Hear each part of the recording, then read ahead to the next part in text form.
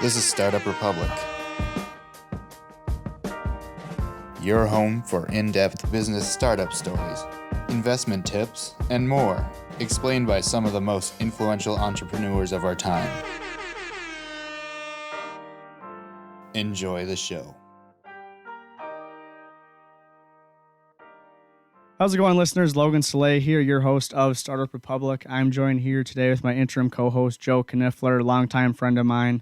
He owns his own lawn care service as well, so glad to have him on here. It's good to be here. Absolutely. I'm excited. Appreciate you coming on, buddy. For and sure. Then we have a special guest, Devin Winter, who's the founder of In2Motion Media. He is a day trader. He's a new real estate investor. He's also a co-founder of Movement Culture out of Minneapolis, connecting young entrepreneurs together. So, Devin, we appreciate you having you here, and look forward to a good podcast. Yeah. Thanks for having me on. Pumped we're finally able to make it happen. We've been trying to make this happen for like a month and a half now. Yeah, we have. Just roadblock after roadblock, but here we are. Here we are, man. A good one. Yeah, man. I love it. I want to start off with a really basic question, but just an icebreaker. What is the best piece of advice you've been given as an entrepreneur? Very good question. Best piece of advice I suppose I've been given is to simply put in the reps. Don't overthink what it is you're actually trying to do, and you're better off starting something, failing, and then getting another attempt than just constantly thinking about whether that may work or not. I am a huge action taker. I sometimes maybe underthink actions that I take within my businesses, but I love the idea of speed and moving quickly. Time is a huge asset. So moving quickly and not overthinking stuff has always been huge for me, and definitely needed to hear that in the early stages. When you're first getting started, you're constantly second guessing yourself and wondering if what you're doing is the right path, or if this is done right or if that's done right, because at the end of the day, it's your first time doing it. So I would say you're better off just going all in and not worrying about that as much, and knowing you can always change things later on if you turn out not to like that decision you made about the direction you took your business. So. And I want to mention one thing about you too that I did not mention before. Devin's only 23 years old, so very young. Started in videography, not too long ago. So he's made an amazing run so far, and I want to throw that out there for the young people that are listening to this show too. Devin, why don't you give us like a rundown of what you really do and what kind of businesses you operate there? Totally, yeah. So my main business is In2Motion Media. Started doing video about 7 years ago. I was 16 years old, and I bought a camera. I saved up, a couple $1,000 from a job I was working, and I spent basically my entire savings on a camera and a laptop. I then went on to make one video every single day for 3 or 4 months. And by the end of that, I had companies reaching out wanting videos for their business. Now scale that up. Got a couple, contractors on our team that we work with, and we have many different clients. Some that we work with on a consistent basis, but a lot of, individual clients that come to us build out different campaigns. This changes all the time what we're doing for them. It really depends on the current market. But overall, we solve different problems through video. Main problem lately has been recruitment style videos. So companies will come to us and they're like, hey, we're having a hard time hiring. Can you create a campaign with video, photo, graphics to help us within that process? So we'll create them tons of different videos, a good gallery of photos, and they're able to use that to run ads as well as use on any job listing sites. I also day trade, which I know, Logan, you mentioned. I've been doing that now for 5 years. So I've been at that now. That's something I very much enjoy. It's like the greatest mental video game of all time. Tests your mental strength every single day. And that's helped me in many aspects of my life, which I'm sure we can get into later. But trading is much more than just clicking buttons on a screen. And yeah, it's like you're an athlete, but using your mind instead of your physical ability. So I do that. And then I also I'm a co-founder of Movement Culture, which is a entrepreneurship event in Minneapolis. But yeah, we basically do not like networking events. We think they're lame, and we think we think it's just people trying to get things from each other and super transactional. So we're like, let's do something in between a networking event and a party. So it's actually fun and enjoyable to go to, and you can create actual authentic connections versus everyone trying to just gain something from one another. So yeah, that's a community we've really enjoyed building. Definitely been a lot of challenges there, but it's been all worth it in the end. And we love bringing people together. So. That's great. I've been looking at movement culture and looking forward to that next one. Definitely want to make it out to that event. It looks like a blast. It really does. Mm-hmm. Is there? I mean, I don't want to get that into that much right now, but is there usually live music and everything like that too? Yep. We have a DJ. DJ Blase is the man. He Awesome. DJs all of them, and he's really good. He keeps the energy high. So. Yeah. Going into In2Motion Media, can you break down like when you started and how you started, and then where your team's at right now, how you grew it to where it was? To add on to that, Yeah, I wanted totally. to ask, were you starting to post videos on YouTube, or how did you start posting a video a day? Like, where were you posting those videos? Yep, all on YouTube. Perfect. Okay. Just whatever I could film. I just knew I had to put in the reps. Get the content out there. Absolutely. The only way to get good at anything extremely quick is to do it a lot. So I would film all day and then I would edit all night.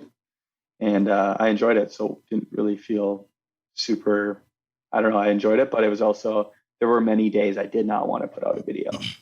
So, but I did. And it paid off dramatically because, most people probably don't bring on their first video client for years, and to be able to bring one on within 6 months was definitely surprising. But yeah, that's kind of where it all started. Was I didn't have intentions of turning it into a business or even making any money from it. So when a company reached out, I really had to sit down with myself and ask what my goals are with it and where do I want to take it, because I definitely heard a lot in the past from friends and family, like, be careful with turning a hobby into a job because sometimes wreck it, right? Yep. Sometimes make it no longer enjoyable. Then you end up having to do things that you don't want to do. You end up having to work with people you don't even want to work with. And while that can definitely be true, especially in the early stages, the hope is that one day you get more picky with who you work with. You can work with people you actually enjoy and take on projects you enjoy and be more picky with that type of stuff. But yeah, I mean, the first few years were very slow. I was obviously in high school. And kind of doing it around high school, missing school days every now and then, but mainly just doing it after school when I needed. And after high school, my parents insisted that I go to college to try it out. And I was still trying to grow the business as hard as I could at that time, doing absolutely anything I could to bring on clients, going to many different events, just shaking as many hands as possible. And that's kind of been my strategy since day one, is to spread an extremely wide net and then refine who it is I want to work with, and then be ultra picky from there. So those first, probably from when I was, 17 to 20 years old, I was just shaking hands nonstop. So I lasted a few months in college. I was missing too many days shooting and was flunking out, quite frankly, because I didn't have to be there. High school, I passed because I had to be there, and I had to pass to be able to get out and go make money. But college, I didn't have to be there. It was a voluntarily thing. So I left essentially as soon as I could, and then moved down to Minneapolis, where there was a much larger market for what I was doing. And then I just started, again, shaking as many hands as possible, meeting as many people as possible, just because I wanted to learn from people on how they were able to grow their business, as well as I was always so curious about how people were able to do what it is they were doing in any industry. And that holds true today within the clients that we have, and just getting to see their process, how they've been able to grow their business, all this stuff. And I was a really curious kid, so connecting with new people was very easy. And bringing on clients while you're young, it can go two ways. You can look at it as, oh, people aren't going to pay me well because I'm a kid. Like, they're going to look down upon that, right? Or you can look at it like, people want to support the kid, right? People want to support the young kid that they probably see themselves in you. And that's how I always looked at it. Was I want to present myself as someone that I don't know it all. I am young. I am a kid in many ways, but I am willing to work really hard to produce something that's very valuable to your business. And they always really respected that. It kind of took me under their wings, and we were able to bring on some really cool clients early on. that we still work with today. So that's been awesome. Now today, about half of our business is consistent retainer work, if not a little more. They're clients that we've been with for years now, and we do either like monthly or quarterly campaigns with them.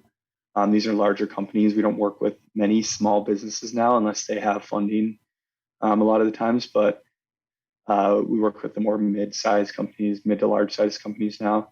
And then the other chunk of our business comes from new clients that just come mainly through referral based, or through people that I just know through the grapevine and stuff like that. So I work with Ryan really closely.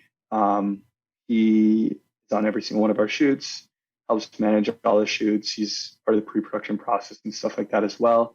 And then we have an editor, Matt, who edits a lot of our videos as well alongside me. So that's been really fun to work with them. Working alone is boring and lame. So working with cool people is much, much better. So yeah, that's kind of my journey from start to finish. Yeah, man. And the videography is, obviously with social media and everything, it's exploding as an industry. How do you differentiate yourself from others that are starting up and really trying to make it work within the industry? Yeah, it's a very competitive industry. You have people that are just starting out and they're willing to do projects for very cheap, right? Like they're coming in and they're undercutting every bid out there, and they're getting a lot of projects. And then you have the big dogs that are doing multiple six-figure budget projects and doing huge commercials.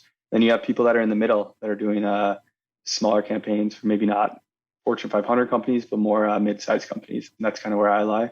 But how I differentiate myself is through the process in which we work with our clients. You can work with someone who is a more beginner and you can definitely get a cheaper price, but the process is going to be very bumpy, and it's going to be a very bumpy road, and it's not going to be very professional.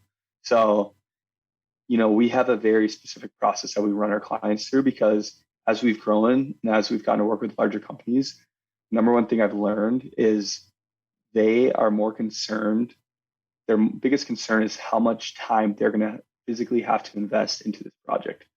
I remember, and this is where everything kind of clicked for me, probably 4 years ago at this point.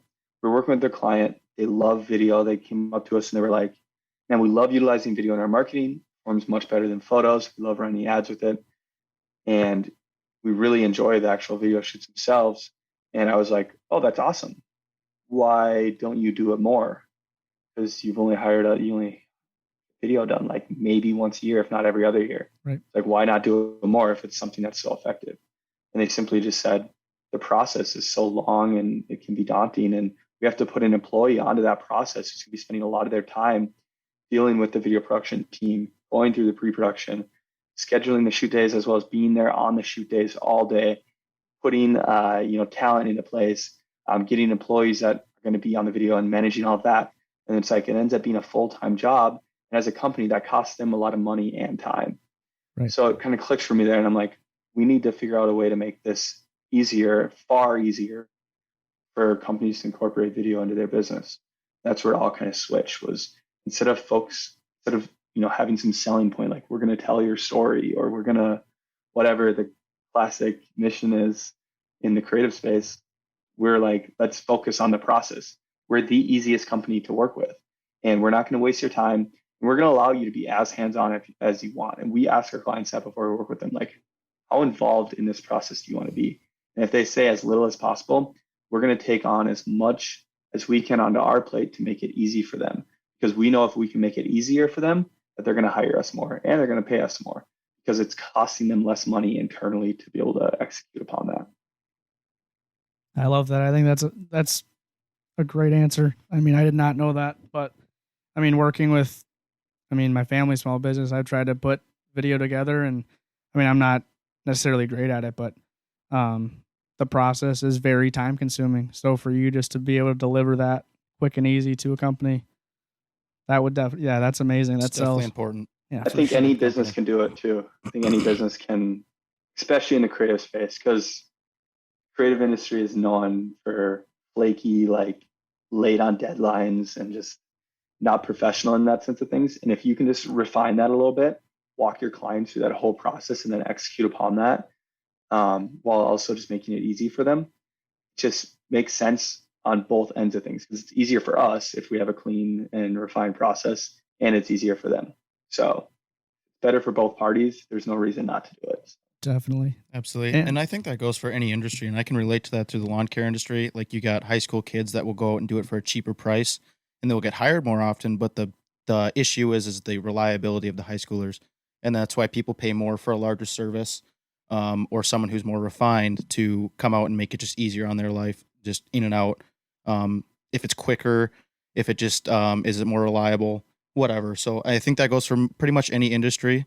If you're quick and reliable and easy for the client, they're gonna choose you more often than anybody else. So Yep, it's absolutely. definitely huge.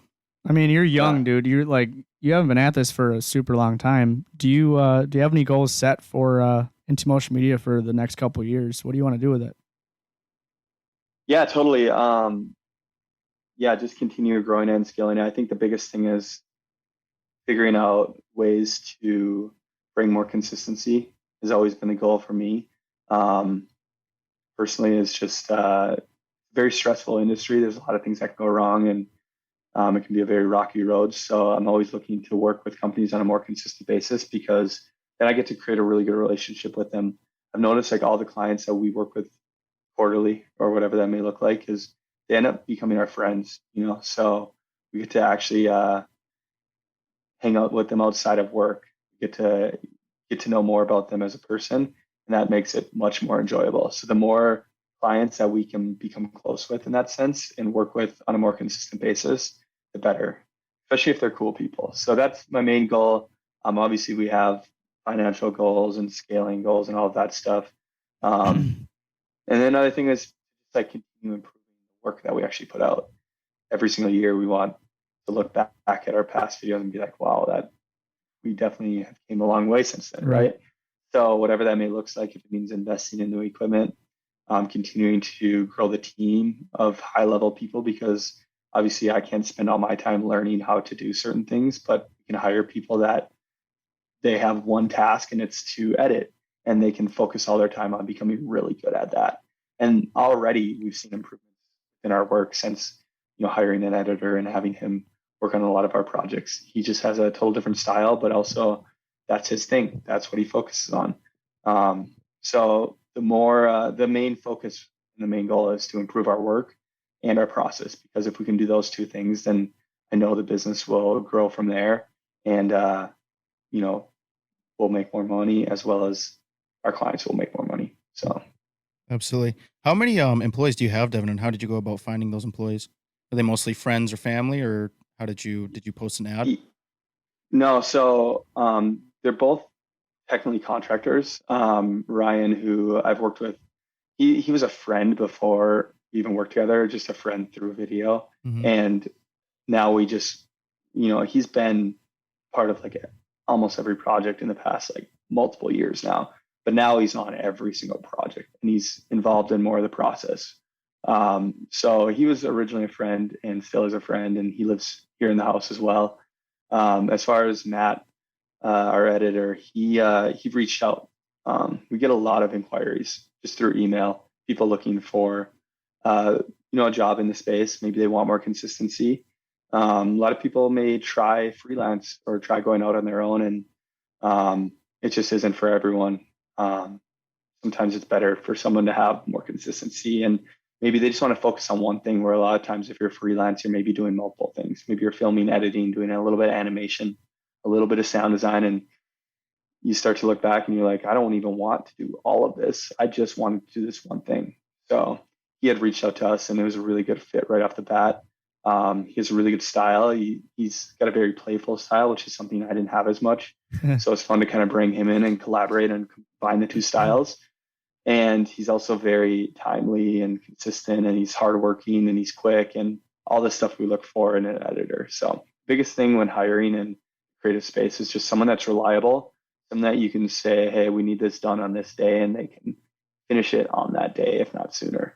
Because the last thing you want is your reputation becoming ruined within the industry and being known as the company that doesn't know how to deliver things on time. It's like the one thing you have to do is deliver things on time. Because there's so much more back end than just a video, right? If you're late on your video, they're late on being able to use that for ads, which means they're late on selling more products, which means they're making less money. And it's a very serious, like we take it very serious with being a reliable company, and you're going to get the product on time and be able to start utilizing it. Yeah, definitely. Sure. And I do want to change gears here, Devin. Thank you for all that info about In2Motion. Sounds like of course it's a great start. It's been a really cool process for you. Sounds like. Now, how did you get into day trading? What lit the match for that? Yeah, totally. So, I mean, I was 17 years old. I mean, people kind of crave 3 different things overall, right? Like they want to make money. They want, like, there's 3 reasons you work: to make money, time, and freedom. We don't work for other people or for, like, paycheck just for fun. Like if we wanted to just have fun, we wouldn't do it for money, right? We would just like go and have fun. So I was like, how can I like get as much money, time, and freedom as possible? And day trading like came up in my YouTube algorithm, and I was like, this, you can make a ton of money. Every billionaire is a freaking stock trader. Mm-hmm. And you know, if you become really good at it, it takes fairly less time than even a 9-to-5 job does, far less time. And you kind of get to choose how much time you want to put into it. And the freedom is there as well. You can do it from anywhere as long as you have good Wi-Fi and a computer. And, you know, if your family member gets sick, you can just not trade and you can go visit that family member. If you don't want to work one day, you cannot work one day. Like, so much freedom. And yeah, I came across this guy on YouTube, Ricky Gutierrez, and I just started watching his videos. I was 17 years old, so I couldn't actually start a brokerage account at the time without my parents signing off on it. And I didn't even want to go down that route. So I started watching his videos, started learning as much as I could. I probably watched hundreds of his videos. And I waited on my 18th birthday. I would stay up till midnight the night before. I started a brokerage account that night. That's awesome. That next day in school, you know, I was in high school, I was trading stocks. I was buying Tesla that day, and I sold it at the end of the day, and I think I made like $11, and I was on top of the moon because I was working a job for like $11 an hour at that time. So like to make $11 was just insane. I was like, oh wow, like I just made an hour's worth of work while at school, and I didn't really have to do anything. Exactly, just click a couple buttons on your phone. Yeah, I think I bought like $1,000 worth or something. That was like awesome. My initial spark. What platform did you start off on? Robinhood or Robinhood? Yeah. Yep. I think that was totally probably the most popular platform back in that day. So yeah, I think that most people started off on. That's how you started, right? I started off on Robinhood. Yep, that was my freshman year in college. And then I eventually moved over to Webull just because of the more information. Well, after that day, like with Tesla, did you start doing actual research, or did you kind of start throwing money at it and you win some, you lose some? Before. Yeah, I remember before I was 18, I was watching all of Ricky's videos, so I'd done a ton of learning. Like, so I had already had maybe a few months of education under my belt, not nearly as how much it takes to like be a successful trader, not nearly. So it was definitely gambling, and I guess that kind of leads into the next rest of the story. Was, I thought I was doing I thought I was making educational decisions, but I really wasn't. And that will always happen in your trading career. But I blew that account fairly quickly down to, I maybe put $1,000 in, which is a lot for 18-year-old in high school, right? I put $1,000 in, maybe ran it down to like 400, and then I quit. That was maybe like July of that year. So I maybe did it for 3 months, ran it down to $400. And I'm like, I lost $600. Oh my gosh. And I took all that money out, and I didn't even look at the stock market for, I think, the next probably 6, 7, 8 months. Wow. And then I was like, you know what? I really want to do this. Like, this is something I want to do. And I had a little more money saved up at that time, where you have to remember, like, when I was 18, I was investing all my money into my business. All my money was going towards camp. Like, so I didn't have like money to throw and lose at the stock market. And my greatest return was my business. So $600, I mean, that was maybe like a cheap lens I could have bought at the time that could have helped me expand my business more, right? So that's how I looked at it. Was I can't lose money like that. Sure enough, I started back up maybe a month or two before my 19th birthday. And I bought a course that time and I went through that entire course and I really just started learning nonstop. And I essentially hadn't missed the market open in since. Wow. Yeah. Actually, this past month, September, was the first month I took off trading since then. I took the whole month off. But before that, I literally every single day. And I blew multiple more accounts. I just kept blowing accounts and I kept losing money. And I probably wasn't starting to be profitable until maybe year 3. And it was very minuscule, like very up and down still, but it was profitable. And then by year 4, that's when I started making good money. And then it'll continue to scale up from there. But it's been a very, very like hard journey, to say the least. Like throwing money around and like losing. Like one time I lost like $2,500 in 4 minutes. I was just gonna ask, like, is there like a worse moment you had in the stock market, like oh no, I just lost my ass? Yeah, I mean, the most I've lost was like $2,500 in 4 minutes, but that wasn't the worst I felt. The worst I felt was during the beginning of the pandemic. I took a trade, like right when it started, I took a trade and I lost like $800 in 10 minutes. And I remember I was so nervous because I'm like, at this point, I'm like, my business is going to get like shut down and I'm not going to be able to make any money through that. So losing $800 was really annoying. And it definitely was like a punch in the throat because that was around the same time where I was starting to like have bigger wins. But it felt like trading is weird when you're in between losing a lot of money nonstop and not having any consistency and being very consistent. That middle ground this is what it looks like essentially. I'll just use hypothetical numbers. You make $2,000, you lose $2,000. You make $2,000, you lose $2,000. You make and back and forth, right? Up and down, quite some time until you learn to be consistently profitable. And the thing with trading is losing money hurts a lot more than how good it feels making it. Like making 2,000 is like whatever, but losing it is like oh my gosh, what the fuck did I just do? Like you're pissed, but making it, you're like, it's not a big deal. So right. That's the crazy thing is like just so many emotions. And there's been many days where I'm punching a wall or I'm throwing shit around and I'm very pissed off, and that still happens every now and then, but now I'm very good at controlling my emotions, and honestly losses like that don't really faze me because the green days are much bigger as well. So right.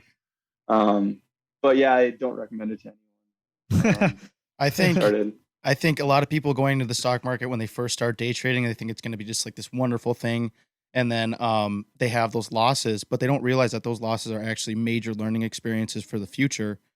And they actually teach you major lessons for if you choose. Correct. If you choose to learn from those, but if you just keep throwing your money into the same cycle, you're going to end up keep losing your money. So, I would give a piece of advice to anybody that wants to start day trading. I would say if you're going to lose, take it as a lesson, and don't get too discouraged. I would say keep trying and keep doing your research because in the end, it could pay off if you're doing it smartly. So, yeah, I would say one thing, and I'll just put this like as a disclosure. If you want to start day trading today and you're not cool with not making money for the next, let's say, 6 years, but that possibly at the end of that 6 years, you'll start making money and maybe one day you'll be able to do it full time.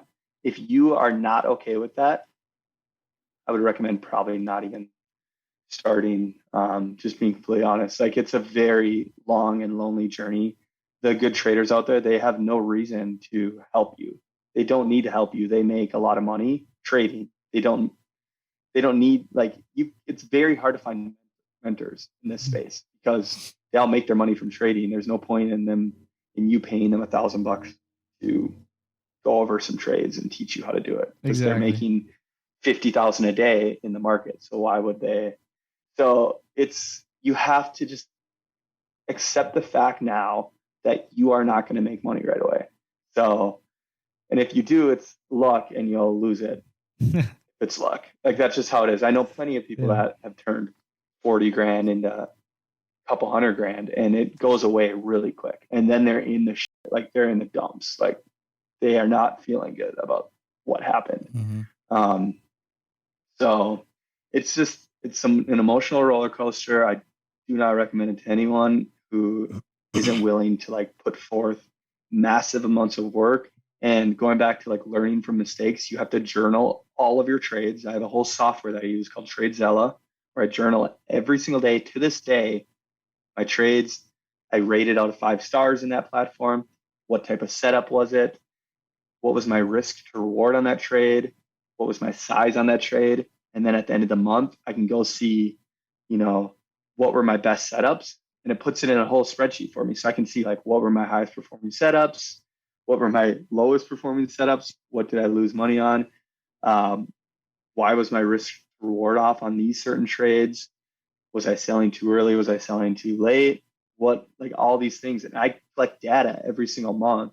That way I can learn in the next month. So like learning from mistakes needs to be taken very serious in trading because the number one goal when you're starting out is to be staying above water. Not necessarily turning $1,000 into 10,000, but turning $1,000 and keeping it at $1,000. Because if you're going to continue to blow accounts, eventually you're going to give up. And if you can just keep at the point where you're not even making money, but just like not losing money all the time, then you should have enough hope to just keep going until you one day do start making money. But it's when people just have no discipline and constantly are blowing accounts where they just give up. And usually within 6 to 12 months, they're done. Absolutely. It is about putting in the reps. What platform do you use mostly for your research? Is that through YouTube too, or are you use Reddit, or what do you use? Research meaning Like like just learning new stuff, or like what do you use to research individual stocks? Like what do you use to make sure that stock is a good buy, or how do you go about doing that? Totally, yeah. So that's quite a long process, and it's changing all the time. And I'll kind of tell you like what my process is now. And if you're listening to this podcast and it's 6 months later, it's probably different because the market is always changing. But if you're watching it right after it's posted, this will definitely still work.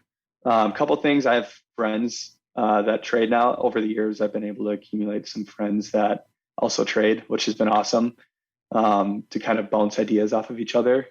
I look at news, right? So like this morning, Tesla, their vehicle sales came out and it gapped down. So I shorted it as it was coming down even further and made money that way. So I look at news and I'm just looking at CNBC for that. You have to watch for like Fed meetings. You got to look at market calendars and see when the Fed meetings are and any other reports that are coming out and make sure those are in your calendar because I don't like to be in the market when those are happening. Basically, this year, the trend has been for me is relative strength or weakness. So, for example, one of the trades I made today was on NVIDIA, and I went long NVIDIA. I trade options. I buy calls, goes up, I make money that way. I went long NVIDIA. And the reason I was looking at NVIDIA to the long side, even though the market's been getting hammered over the past few weeks here, is last week the market was down over 1.5%. NVIDIA was down under 0.5%, so less than 0.5%, which means NVIDIA is relatively strong compared to the overall market. So if the market gets a slight bounce today, or even just holds flat, NVIDIA should theoretically go up. So then I'm watching for what is the overall market doing off the open, during the market open, and how is NVIDIA reacting to that, and what key levels am I looking at in NVIDIA to enter. So I'm looking every single day on what's strong and weak compared to the market. Something's very weak compared to the market. Say the market was down 0.5% and the stock was down 3% last week. then I'm looking to short that stock if the market comes down. But in this market, like this is the hardest market we've seen in years now to trade. Much easier in like 2020, even 2021, like far easier to make money. So you got to be a little smarter now. You got to be a little more picky. You can't just take anything. You can't just buy anything and hope it goes up. You have to be very picky and be very disciplined and not overtrade, because a lot of times in these market conditions, you'll get a huge flush. And then after that, the market will just chop around for like sometimes weeks, and you can lose all the profits you made on the way down shorting it. So yeah. Absolutely. That makes sense. Like relative strength. Does that make sense? That does make sense. Yeah. It makes sense to me. Since I've kind of been in the market. How early are you waking up are you doing the research before the market opens, or are you doing the research the night before? How are you going about doing that? Totally. So as a trader, your preparation starts, as a trader in the Midwest, your preparation starts the second you wake up. Mm-hmm. And no professional trader is rolling out of bed onto the desk and just like starting to click buttons, right? It's just not going to work. So I do some stuff Sunday night. I go through the market calendar, look at any news. But I don't really look at levels for the next morning because it's all changed. Gap up or gap down overnight. Mm-hmm. So right away in the morning, I wake up at 5:45. I hit the gym right away, work out for about an hour. After that, shower and I'll hit the desk. I'll be at the desk by 7:30 a.m. usually. Mm-hmm. And then I'm doing research, looking at news, scanning every single stock that's in my watch list. I have a huge watch list that I go through every morning. And I'll probably take about 30 minutes. And then at 8 o'clock, I hop in the voice chat with my buddies and we just talk about what we're seeing, go over different things that we're watching. We're all different types of traders. Like I'm a scalper. I'm usually in and out within a few minutes. Mm-hmm. We have someone in that's he's a swing trader, so he's sometimes holding for weeks. And then we have another day trader in there as well. So we're kind of chatting, just going over what we're all seeing, because sometimes they're seeing things I'm not seeing. Sometimes I see things they're not seeing, and we kind of give our own perspectives. It's really great to have like a swing trader's perspective as a day trader, because I get to see more of a longer term outlook of his. Absolutely. And kind of incorporate that within my scalping. But then market opens at 8:30 and I'm trading from 8:30 to 9:30. Don't allow myself to trade after 9:30. That's when the market starts to lose its volatility, and that's when I start losing money. Mm-hmm. So I stop at 9:30, import my trades into TradeZella, and then I report all those trades, go through them all, review them, go over my risk reward on them, rate them as out of 5 stars. What was the setup? What did I do right? What did I do wrong? And that imports into that software, and I can review that at the end of the month. So 7:30 to 10 a.m., let's say, that's when I'm in the zone for trading. And then after that, I'm working on other shit. Sure. That's a really cool way to do it. I've never heard of a couple people working together to get that done. So that's pretty cool. Yeah. What type of trading do you do mainly? Is it longer term or? I do a little bit of both. So I'm actually I haven't been in the market for a while. I used to do a lot of options trading, and I mean, I had some long positions, some other stocks, but I'm nowhere as invested as you into all that. So I got to get back into it, hearing you talk about it. So maybe I'll go do some research tonight or something like that. So I just haven't been. Yeah, let me know if you have any questions or if you want to go over stuff. I'd love to. Happy to help. Yeah. Time and we can view charts or something or whatever you want. So on top of everything you do with In2Motion and then day trading, where do you come up with the idea or with your buddies for movement culture? Yeah, totally. So I actually threw a event for another business I had, and it was really fun. Like 20 people came, and it was just a fun little hangout, and it was really enjoyable. And after that, a buddy came up to me and was like, "Yo, we should start doing events like this. Minneapolis needs something like this." I going back to like early stages In2Motion, I was going to a lot of those networking events that I don't like because I felt like I had to in order to meet people and in order to grow my business. And I felt like that was the only way to do it. And especially when moving into a city that is foreign to you and you haven't lived there before and you know no one, I felt like that was the only way. But I'm like, this can be much more fun. Like this doesn't have to feel fake and it doesn't have to feel, I don't know, transactional all the time. So what if we created a party, but then also you can do a little bit of networking there and you're going to come out with connections and you're going to meet cool people. So I'm like, let's do that. And sure enough, within like a month, we built out a full brand. Jeff Jeff Bull is our brand director, and he does all of our branding, and he absolutely killed it. He came up with the name as well. And once that was done, we started filming some promo. We brought on some sponsors for that first one. We found a location. My buddy Casey allowed us to use his brewery, Able Brewing. Shout out to them. And yeah, we hosted our first event. We had just over 200 people there on that first one. It was an absolute blast. We filled that room. Capacity there is like 230, 240. So that was our first and last event there. And yeah, it was just so much energy in the room. You could tell so many people were craving a place where they can meet like-minded people, and just have a good time and chat about whatever they want to chat about. But, most people came into that room not knowing, more than maybe 5 people. So you have all these people you can shake hands with and meet and just have a good time, have a couple beers. And it was like the big kickoff for movement culture. We had a live artist perform as well. We had a full DJ set. We had a big photo booth wall and stuff like that. And it's just an awesome hangout. And when you fill a room like that, just some really cool things come out of it. It's got to be a lot less pressure on the people attending too.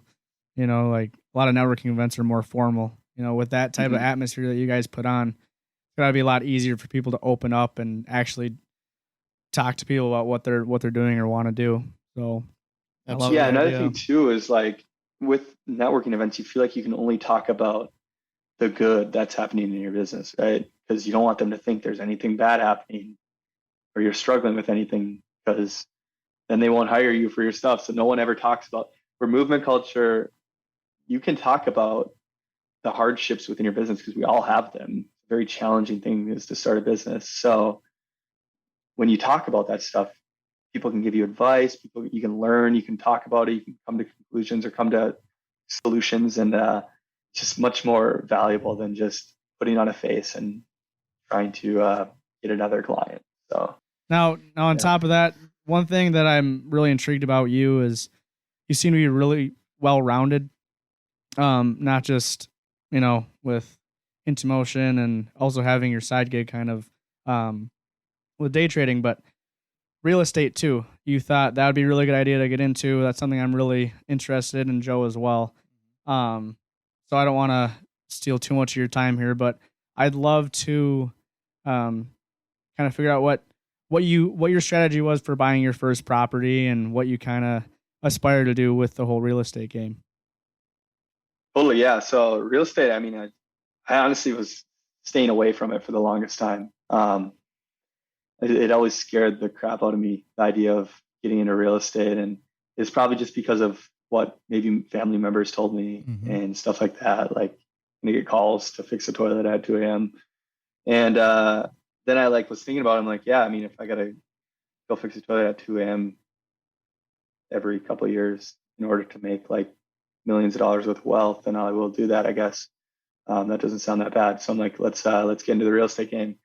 And I was like, obviously the best way I should do it first is to figure out a way to house hack. So that way I can have a place to live, because I've obviously been renting apartments, fairly expensive apartments up to this point, and that's never fun. So I was like, let's start off there. Let's do a little house hacking. So, and the main reason I got into it, of course, was the same reason for day trading: time, money, or freedom. Those are like the 3 things that I want the most of in my life. I also want to provide value to the world, but things I want in return are time, money, or freedom.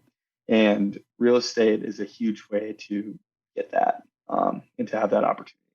So we started searching. I did quite a bit of research. I've always learned about real estate, just being in the stock market world, and I've obviously learned a lot about investing in many different things, and paid attention to the real estate market very closely, just alongside the stock market. And we came across a awesome deal and snagged one up here in St. Louis Park. It's a 4-bedroom, 3-bath, and my girlfriend and I, we live in the 1-bedroom. Then we rent out all 3 other bedrooms, and live not quite for free, but close enough. Yeah, exactly. Right. And just for the listeners out there, the definition of house hacking, essentially what you said, you buy a property, you live in part of it, rent out the other part to either, zero out the cost of your mortgage or make a little on top of that. Yeah, yeah. And another thing like we've been doing as well, and I'll kind of throw this idea out there just for anyone who's listening or for you guys, is trading services to make improvements to the home. So like we have for example, like we have a landscaping client at In2Motion, and we got, a lot, I won't say the number, but like a good amount of money worth of landscaping done here at the house, full revamp that will add value to the house, right? Because one of the big value adds you can do to a house is curb appeal, especially Yep. for if you're going to sell to a individual that's looking to live there. So we have an amazing yard now, that is 10 times better than what we had previously. And we didn't have to do any of the labor and didn't have to necessarily pay any money out of pocket. I just have to pay the overhead for the business, obviously. And the return, all we're doing is exchanging a video campaign for them. So that's one way you can definitely get creative on value adds. That I kind of want to throw out there that I don't think I've heard too much of. So Yeah. I mean, the trade has been something entrepreneurs have been using forever, but it's not something that people necessarily talk about. One thing that I have thought about too, but that's a brilliant way to do things. Absolutely. Yeah, if you have a service you can trade for another, that's huge. It's less money out of your pocket. So it's on taxes too. Yeah. But yeah, I mean, real estate's great. I mean, there's definitely a lot of, like, I'm not gonna sugarcoat it and say it's a lot of work. I mean, shit goes wrong with houses. It's crazy. I mean, every weekend I'm working on stuff around here. But the hope is, my goal is to buy one every year for the next 5 years. Me and my girlfriend, we bought this together. We're going to buy one every year for the next 5 years. Good for you. So obviously I'm crunching in all this work that needs to be done to it to hopefully have it in very stable condition when we put full-time renters in here. That way it isn't going wrong when we're not living here. I'd rather fix all of that before I move out. Definitely. So, but things go wrong. I mean, like last week we had a gas leak, so we had to get that fixed. Dishwasher's broken. The door in the front is rubbing. This door right here is freaking rubbing on the sidewall. Like all this random stuff. The lights in the basement I had to fully rewire in recently. Just a lot of stuff. You gotta be willing to do some work, or you have to have the cash to be able to hire it all out. But some of the stuff just isn't even worth it to hire it all out. But the nice thing is, like, going back to the positive side of that, like, you do get to learn that stuff. I don't want to be someone that doesn't know how to do small tasks on a house. I want to know how to fix things. Right. I want to be good with my hands in that way. So if this is what it takes to be able to learn that, I'm totally fine with that. But I think real estate is obviously, well, I know it's the number one way to build wealth. There's plenty of tax benefits to real estate. It's definitely not passive income though. Yeah. That's for sure. No such thing. But a huge fan. I look forward to acquiring a lot more properties. I think, like, long term though, I'd like to do more, like maybe in 15, 20 years, to do more apartment developments and be more of the money behind them, not necessarily I'd like to do more value adds or sell apartments or restoring old homes. Those are like the two things I'd like to do in the future. Either building apartments and just selling them right away, like flipping them right away, and then restoring homes and selling them right away. I love the rental game, and I really look forward to having like 5 to 10 under my belt that I can use to build long-term wealth. But I love, like, seeing things be built and becoming better. So I love the idea of, like, buying something that's like and then making it really cool and then letting someone else, enjoy that and buy that property. So while still making money on it, of course. And you're also improving the neighborhood by doing that as well. So I'm sure other people appreciate that too. Of course, yeah. No one likes a vacant house just sitting there empty, right? St. Louis Park, that is a sweet spot, man. I've been looking over there and kind of working around there too, and super pretty, close to uptown too. So you're right by the city. Yeah, it's pretty expensive right now. It's like, I mean, they got their prices like skyrocketed in the past years, like everyone's, but St. Louis Parks did dramatically. But we're lucky we got like a decent deal on our place, just because we put in like a really different kind of offer on it, and it worked out super well. So yeah, it's a good area, and I think the biggest thing is that I'm looking at for these properties over the next 5 years is just the rental market. I can obviously go 15 minutes that way in like Crystal and get a house like this for a fraction of the cost. But at the end of the day, like people aren't looking to rent there. Yeah, it's not going to So am I going to be dealing with that when this goes into a full-time rental and I can't get a renter? Like I don't want to deal with that. Where I know St. Louis Park, there's a huge, massive market here for rentals. And young people are always moving here. Even young families are constantly moving here and moving around here. So I think I'm willing to like pay more, much more, just to know in the back of my mind that it's going to be able to be filled up with renters, no problem. That's huge. Absolutely. How did you go about finding your property? Do you have a real estate investing realtor or a friendly realtor? Yeah. Okay, perfect. Yep, and how did you go about finding he's- them or him? Well, he's been a buddy of mine for a while. I mean, he was in an office space I was at probably 4 years ago, and came pretty close with him.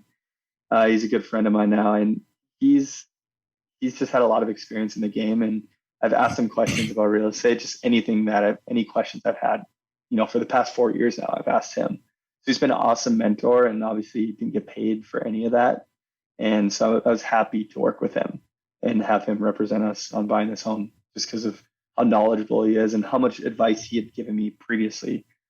He's owned many, many properties in the past, so he knows all about what it looks like to look in certain areas, or to what type of house to look into, how many bedrooms, how many bathrooms, what's going to rent best, as well as not overpaying for a home, which was very challenging to do at the time that we were buying. Like our evaluation came in high, which didn't happen during the market that we were buying, right? When interest rates were still lower, and at the time we bought this spring. So he was just super helpful through the whole process. And it also felt like, so a lot of the big thing too was, the market when it was super hot, you weren't getting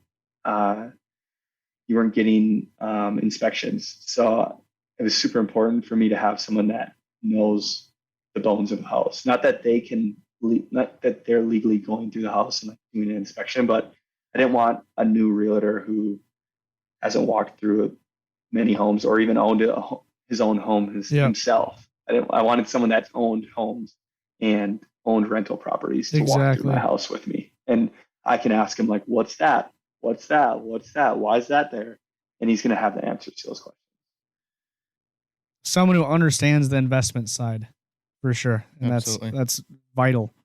Yeah, and that's the thing that you have to watch out for if you're looking for investment, because like most realtors are catering towards, I'm going to sell you the house you're going to start your family in, which is awesome. Right. But at the end of the day, like this house is awesome and I love living here, but I don't want to live in this house forever. It's not the type, if I'm just, he and I are going to live in a house, it's not going to have 4 bedrooms, 3 baths. It's going to have like less bedrooms and more space for like entertaining. Right. And it'd probably be a bigger house as well, so we can have more space to do that type of stuff.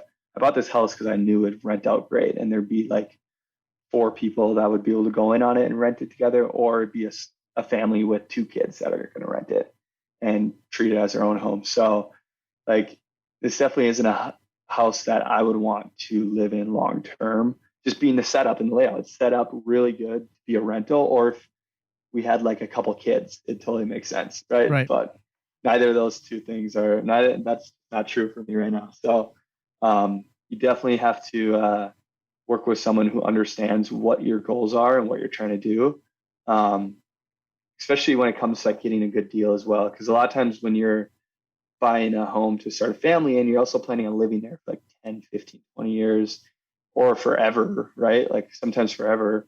So like you don't have to be as concerned about the numbers because you're not going to sell it anytime soon.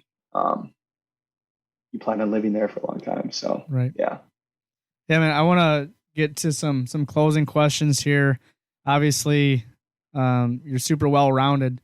You got the real estate side. You do something on the side with movement culture. You got In2Motion. You got day trading. What do you do for fun? Like, when you're not thinking of the grind, the money, the freedom, what are you doing to have a little fun? Totally. Yeah. No, I have a lot of fun. I mean, we just got back from a 2-week Europe trip, went to 5 countries in 2 weeks. Wow. That was a blast. We love to travel. We spent over a month in Nicaragua last winter, just surfing, enjoying the beach, barely working at all. And yeah, so I love to travel, love to see the world. I love cooking, actually. I love to cook. I cook a lot of different dishes. I love cooking for people. So I spend a lot of time cooking. Um, in the winter, I used to snowboard a lot. I don't snowboard as much anymore. In the winter, I mainly just get out of Minnesota as much as I can. But in the summer, I spend a lot of time with family. My parents live on a lake, so we go up there, wake surf every weekend, Nice. spend time with them. And then yeah, spend a lot of time with friends. So that's mainly it. Traveling, cooking, family, friends. That's the main gist of it that I do for fun. But I traveling is like my biggest motivation for sure, because you do need money and time to travel. Yes, you do. So like that's always been my biggest motivation, is I want to be able to see almost every country in the world by the time I die. And I want to be able to afford to experience them in the ways that I want to experience them. I think there's so much that you can learn from traveling, and so many different perspectives you can gain, as well as learn about different cultures and how they operate. Exactly. Because there's so many different ways to live this life, and everyone around the world lives it differently. So, what's been your favorite spot, your favorite country that you've seen so far? well, we went to Ireland on a recent trip, and that country is awesome. I love Ireland. Like the people there are so nice, and the country and the landscape there is so beautiful. I'd say my favorite city so far has been Prague, Czech Republic. Um, just insane architecture. Everything's so old over there, like everything's older than our whole country is. Mm-hmm. Yeah. So just like so insane to see that stuff. But yeah, I mean, I don't ever have like every place has something to offer and a different experience to offer. Like Nicaragua, same thing. Like people there were so cool, so cool. And just seeing like the values of different people as well. Like down there, Nicaragua, everything is family to them. Everything is family. Like they will do anything for their family and their community, and always hop in to help. And that's like the main and only thing they care about is their family. And that's really cool to see how true they live that to their core. And yeah, I think like traveling allows you to see just how different values and how different humans operate. Like at the end of the day, I love America. I'll probably live here my entire life, but I think there's so much that can be learned from the rest of the world. And I love just getting to experience that stuff. But no one place specifically, but definitely Ireland would probably be, as far as beauty, one of my favorite places. Yeah, thank you for sharing that, man. I mean, out of college, I aspire to travel and looking for spots, man. It's coming up quick. Where are you gonna go first? I want to go to Europe, man. I have a lot of family still in Hungary, Oh wow. near Budapest. So I really want to get out there, figure out my roots, and see where takes me from there.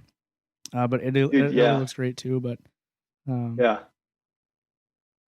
you can see so much over there too, because the borders over there are like our state borders. Exactly. Yeah, it's so small. Yeah, it's so small, and they're all so different. But it's like driving from here to Wisconsin or like North Dakota, but a completely different country. It's just insane. Yeah, man. Isn't that weird? Yeah, man. Texas is like the size of like four little countries over there. Yeah. Yeah. Where would you go? Who's that? Me? Yeah. I mean, I'd love to visit Europe as well. I just love how everything is pretty much as old as. I mean, we're the newest country in the world, so it'd be very cool to see some of those buildings that are 300-400 years old, and then just see the history around there. And I heard it's beautiful as well. So and the food, man. Yeah, right. Yep. Food is on point. Honestly, like, oh my gosh. All right, I love it. Well, let me know when you guys go, because I'll probably take along. Heck yeah.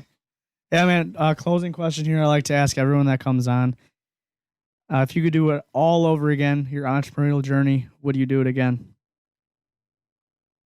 Yeah, totally. And I probably will, right? Like continue to do it over again. In the sense of when I start new business, I'll continue starting new businesses and continue trying new things and experimenting and all of that stuff. I don't ever plan on doing one thing for the rest of my life, but from the start to now, do I regret anything? Absolutely not.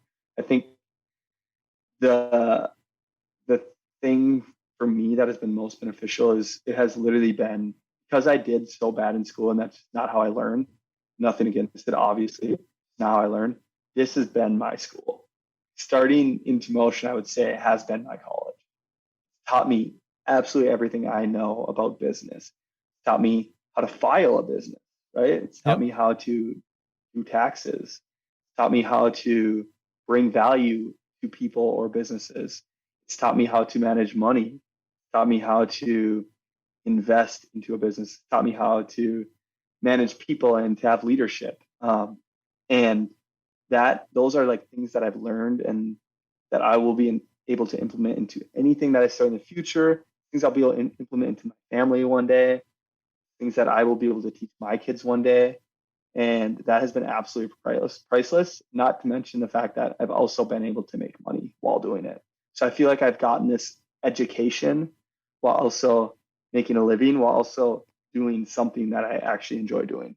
So it's been like a blessing, and I would never change it. And I'm so glad that I took the risk, because there were many times where it was hard and I had my back up against the wall, and it was like, you need to land a video project or else, rent's due next week and you don't have that money in your account. Like, there have been many situations like that in the early stages. And while it was stressful at the time, what it's allowed is for me to not be pushed over by such small things. Like, in order for me to be pushed down to the ground, it's going to take a lot because of the things I've had to go through to get the businesses to where they are now. So I don't regret it at all. I would do it all over again, 100%. I love it, dude. You're very motivating in how you speak and everything you've done. I really appreciate your time. I appreciate everything you've said on the show. Joe, thank you for being here. Yeah, too. absolutely. It was fun. Awesome talk, Devin. I learned a lot. So thank you. Yeah, good to have I you. love on. it. Yeah, thank you guys too for having me on. I love doing this stuff, and I hope, even if one or two people get motivated by this or inspired by this and go create something or start something, or maybe leave something that they're not enjoying, or maybe it's a job or a position that they're in life or whatever, wherever they're at in life, I hope they're able to, pursue what it is they want to pursue, as well as just find happiness and peace in life. Beautiful. And where can our viewers find you, Devin? In2Motion on Instagram. We got Movement Culture. Where else can they find you? Just my personal Instagram, I guess, Winter Devin. I post on there every now and then. I post on YouTube too. You can check out my YouTube channel. I post trading stuff on there. You can check out get some free value on there. I just post them for fun. But yeah, come to Movement Culture and we can just meet in person. You can follow me on social media if you want, but I'd rather meet everyone in person. So come to Movement Culture, give you guys a promo code, and we can just shake hands and actually have a real conversation versus DMs or whatever. So yeah, that'd be the best place to find me. Well, Devin, thank you so much for the time. Again, this video will be posted pretty soon here. So listeners, for all podcast information, you can find us at Startup Republic on Instagram. Find us on YouTube as well. We are done for the day. Thank you, Devin. Yeah, thank you guys. Yep. That was fun. Thank you, Devin. Thank you for listening to Startup Republic. For the latest information and podcast updates, please follow us at Startup Republic on Instagram.